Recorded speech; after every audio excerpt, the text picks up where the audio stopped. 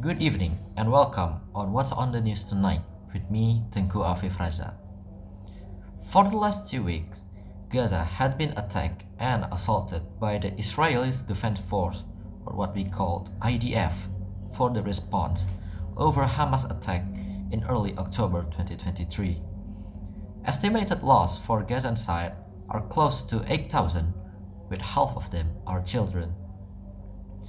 This has led to a protest in London for an urge to end on Israeli bombings in Gaza. Demonstrators gathered on the streets of capital while heading flags and banners as they demand for the bombing to end. This follows the recent upsurging conflict between Palestine and Israel, but over the past 3 weekends, huge protests have taken place in major UK cities such as Belfast, Dublin, and London. Crowds are chanting "from the river to the sea," referring to the land between Jordan River and Mediterranean. This chant is considered as an expression of violent desire to see Israel erased from the world. The Palestinian Solidarity Campaign contests this by saying the slogan refers to the right of Palestine to freedom, equality, and justice. Speaking on the attack, a news attack on Gaza had seen on Friday night on the border between Israel and Gaza. Many explosions seen in northern Gaza, as IDF said they are launching ground attack at Hamas-occupied area. IDF has gathered outside the gate of Gaza as they prepare to launch ground assault for response over Hamas attack. Videos online shows ruins of houses that had been destroyed by the IDF attack on Friday night. Paramedics evacuating people and babies as shown in the video. IDF attack this month has been considered as the worst over the last decades, with casualties over 7,000 people in just 2 weeks. Another video shows heavy bombardment over Gaza as Israel told civilians to flee to the northern side of Gaza. This attack is a result from communication blackouts in Gaza, stopping emergency rescue operations. Communication blackout in Gaza resulting in a hampering emergency rescue operations from United Nations aid. This attack is giving clear permissions for the Israeli troops to keep going deeper into Hamas-occupied territory. The bombing continues relentlessly in northern areas of besieged Hamas territory as they continue to bomb Indonesia-occupied hospital, giving the most vital hospital in northern side of Gaza destroyed. Israel on Saturday expanded its ground operation in Gaza, sending in tanks and infantry backed by massive strikes from the air and sea. Israel defense minister said that the ground shook in Gaza and that the war against the territory Hamas rulers had entered a new stage. The bombardment described by Gaza residents as the most intense of the war also knocked out most communications in Gaza.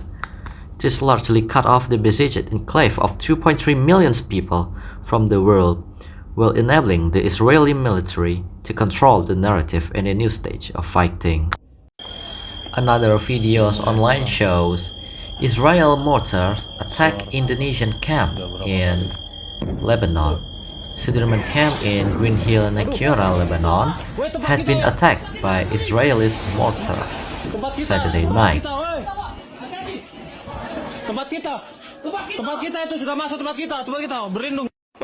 The mortar fell 1 kilometer to the ground from the main post of the camp and destroyed the barracks huduk facilities. Indonesian armies confirm there are no casualties in this attack. Hancur. Gawat. Masuk. All camp.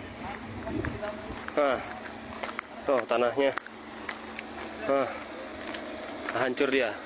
Mana masih nancep ya? Nggak meledak dia. Mati sudah kita.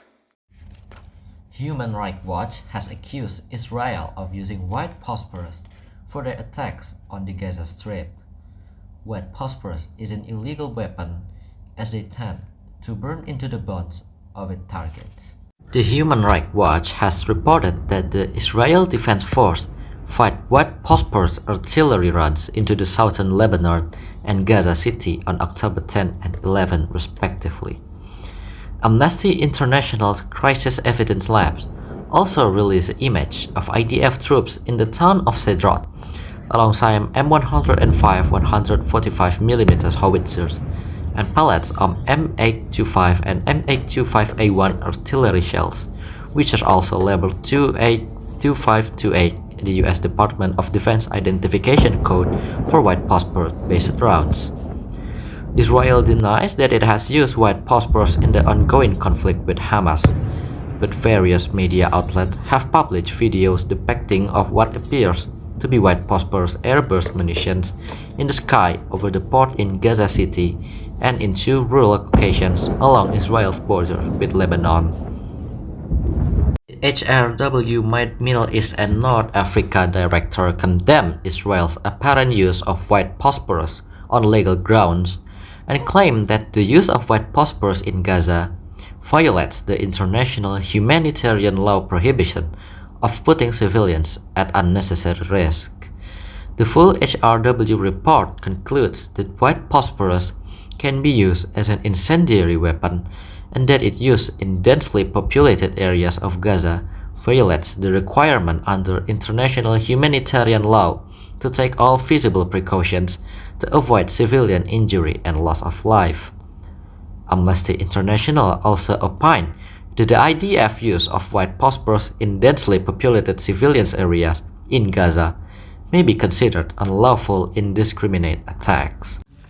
Contrary to what happened in Gaza, Israelis are having the best of their life by eating cakes, throwing parties, making TikTok videos, and even mocking Palestinians in their newest TikTok video.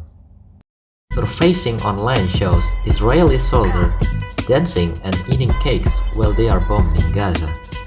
Another video shows Israelis mocking Palestinians as they don't have electricity, water, and place to live.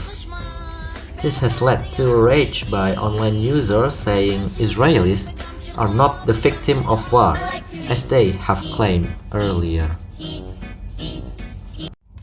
That's all from me, and what's on the news tonight? We are very devastated and mourning over the casualties and civilians affected by the IDF attack over these past few weeks. We are giving our full support for Palestine and don't condemn IDF attacks.